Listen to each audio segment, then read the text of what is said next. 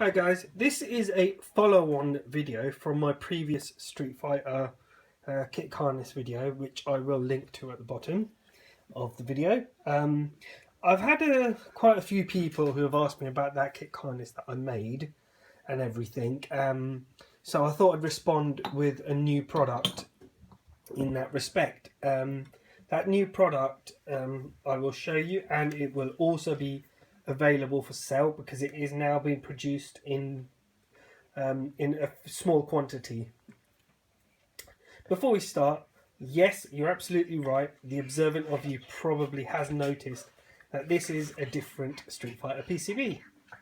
Basically, I did end up selling the previous one and regretted it, so bought another one. So yes, we got a new Street Fighter PCB here. So let's get on with the kick harness part. My cameraman's gone. Yeah. Okay, so this new kick harness consists not of something I soldered up manually, but rather it consists of a full-fledged PCB that I soldered up manually. And this is it, so get a good shot of it. So what I'm going to do is I'm just going to lay it down here for a second on the Street Fighter PCB, and I'm going to go through all the ins and outs of it. So we're going to get a close-up for you. So it's a 6-button pass-through, as I call it. I prefer to call it that than a kick harness because it is a pass-through, and I'll explain why in a minute. It also has the ability of a voltmeter, and it also has the ability of a Negatron. For the people that don't know what a Negatron is, it's a product that you can buy from the Negatron website that allows you to go from plus 5 volts and regulates it to inverted negative 5 volts for the likes of pin 5 on your jammers. Pin 5 requires a negative 5 volts, and in this day and age, jammer PSUs are removing the -5. So I'll just quickly explain those bits for you. So first of all, we will explain the voltmeter. So the voltmeter will go to those 2 pins at the top there. Black on the very outer edge because you've got ground on your outer edge, and pin 3 and 4, which is your +5, so that goes to this second pin here. This is the voltmeter that we'll install, and I'll just quickly show you it. So it will install like that. So give you a better view of it. So that's how it will install, and then you just do it. Now with the negative reg, the first thing you need to do is you can actually pass 6 volts straight through. So then you jump at the pass through, and it will just pass it straight down. If you want to use the Negatron, then you do the bottom to the middle, you solder those, and then you would install it on the underside. So you'd install it there. So as you can see, VIN is voltage in, middle one is ground, and the upper one is V out, which is voltage out. Also, you will have to, when you install it, you do not install it facing up. You install it the same orientation as this PCB. So this is your solder side, this is your component side. So I don't actually have a Negatron here to show you, but I'll give you an example. Say this voltage regulator, this voltage meter is a Negatron. So what you'd do is this would be your component side, this would be your solder side. You would install it in the Negatron like that. Solder side facing solder side, component side facing solder side, and that's how you would do it. So that's that. The other thing I have done is the possibility of moving pin 6 to either pin 27 or pin 11. So you just flick the switch, pin 6, pin 11, 26, sorry. So pin 27, pin 11, pin 27, pin 11. So it'd go from there, and it'd go either to pin 27 or pin 11. Just to quickly show you on the Street Fighter board why that is important. If I can find the edge, there we are. Pin 27 on the Street Fighter board is connected to ground. Pin 11 is hidden there, but it is connected to nothing. It's isolated. It doesn't go anywhere apart from there. But even with this, it doesn't really matter, and I'll explain that in a minute for you. So the next thing is I'm going to show you how this all connects up. So let's get on with showing you that part. So you've got the edge connector there. So the first thing you would do is you'd plug it in. So you plug that in. Now, what plugging that in does is it gives you a pass-through. That's why I call it a pass-through. It gives you a pass-through of all the pins. I don't know why that's not focusing properly. There we go. So it gives you a pass-through of all the pins, except for pin 11. Pin 11 does not actually connect here to the PC. Well, it does connect to the PCB, but it doesn't go anywhere. It just doesn't go anywhere. But it does come from here and it goes straight across out. Also, pin 27, which is ground here, does not actually connect to pin 27 here. It can pin 11 and pin 27 actually connect to this switch and also to the pin outs of the kick part. So then, what you need to do is you need to get yourself a kick harness. Now, I've made up a kick harness, and yes, anyone who buys one of these will get a kick harness of their choice. So first things you would do is you would connect up your kick harness to these pins, and that's the great thing about this is you can have any kick harness, CPS1, CPS2, Namco like Tekken and Soul Calibur. You can have STV, Sega Titan Video for Golden Axe. You can have Mortal Kombat kick harness. You can have Killer Instinct kick harness, all straight off this, and they're all jammer boards as well. So this adapter will work on them. So then what you do is you connect it up. So you plug that in for player 1, and you plug that one in for player 2, which I'm having a bit of difficulty with because so there we go. So you plug that in. So those are plugged in. So then it gets plugged in like that. Then you have your kick harness part. So you have your kick harness part here. And now you're probably noticing, hold on a minute, that's CPS2. Yes, it is, because I prefer CPS2. So what we're going to do is we're going to fix that problem by using one of my adapters. So there we go, and then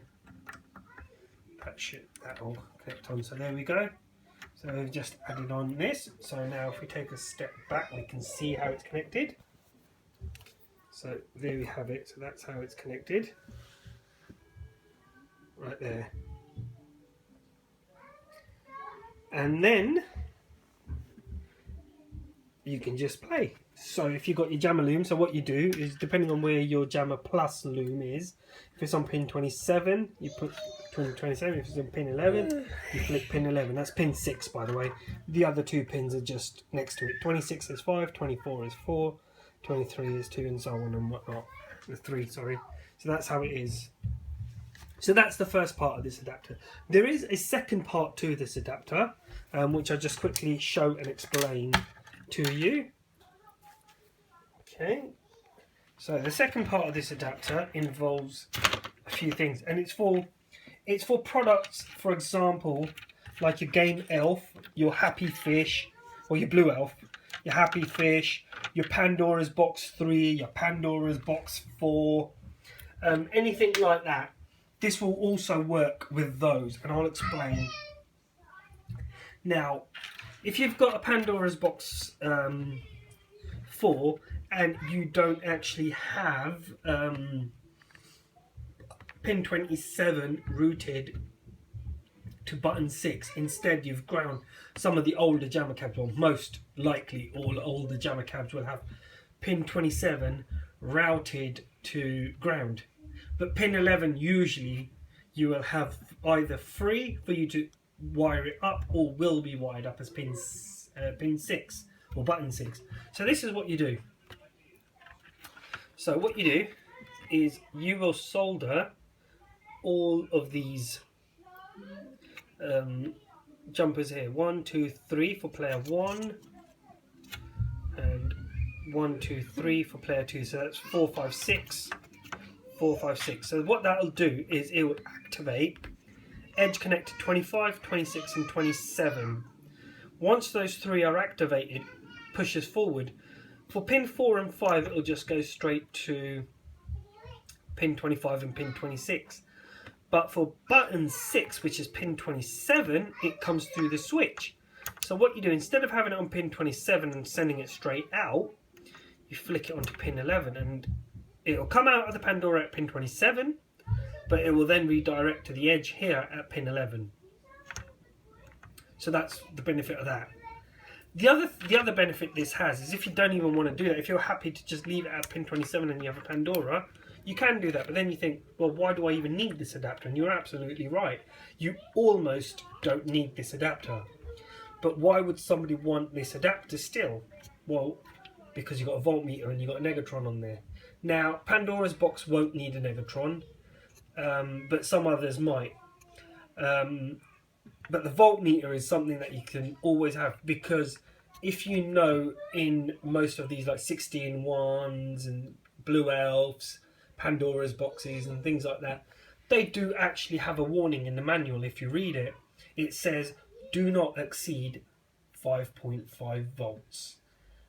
You do potentially blow it. And no, actually, tell a lie, not potentially blow it, you will blow it, because I once did.